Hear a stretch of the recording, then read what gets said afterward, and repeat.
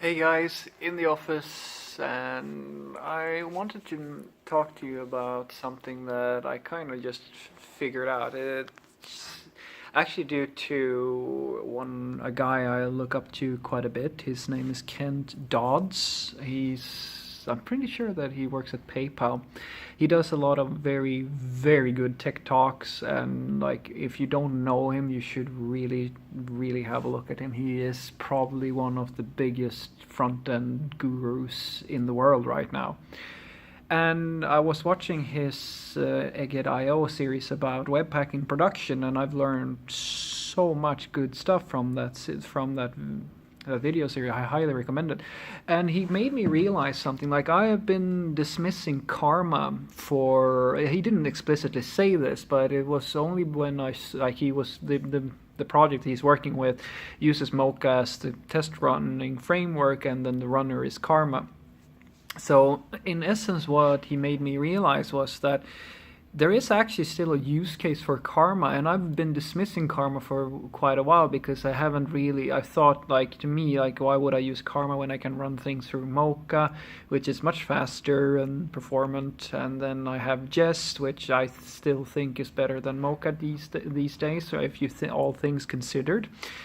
And it was only when I walked through this with him when I finally realized that karma actually has a really strong use case. It might change, but it still has the use case of running in different environments. So for most projects that you're going to work on, you're not going to have to think so much about that, because most of the time, like, the browsers are compatible, at least the modern browsers. But if you are, and I'm sorry if you are, I really am. I truly, like, if you need a hug, just, look me up and I'll hug you. Because if you need to support, like, the older versions of IE and, like, older versions of, like, depending on your situation, you may find that a lot of the fancy, shiny new syntax and functionality and so forth, you need polyfills and all kinds of other stuff. It gets really difficult to remember, especially for the really old browsers, what you can use and what you can't use. And that's where karma actually, when I think about it, makes a lot of sense, because you can configure it to run through multiple browsers. And imagine, like, you think about it, you have all these unit tests, and maybe your use case is that you need really solid, robust code that works across a lot of old browsers. Then Karma would be a really good fit for that, because you can configure, like, you can run your tests through multiple browsers and make sure that you're not, doing anything illegal or whatever, because you're actually in a headless browser and you can simulate that browser environment.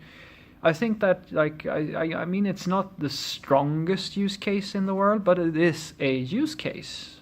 And I just, I'm a firm believer that if you realize something, or, like, even if you're, I would say that it's not something that's right for me or the project that I work on, but it's a good argument for still using Karma, because, like, the other browsers are, the other test runners are not all, like, they're not actually simulating a headless browser. They're just, they're using Node as the environment that they're running in and simulating that environment. So having the option of actually running your unit tests and your, like, whatever test you're writing in a real browser or a simulated browser, it's a good idea, I think.